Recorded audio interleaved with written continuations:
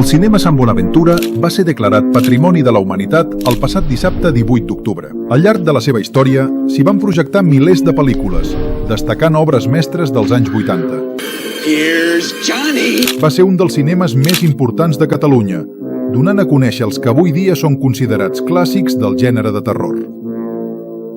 Malauradament, l'establiment va tancar pocs mesos després de la mort del seu fundador, a causa d'una malaltia desconeguda. Alguns testimonis van denunciar que durant certes projeccions hi succeïen fets estranys.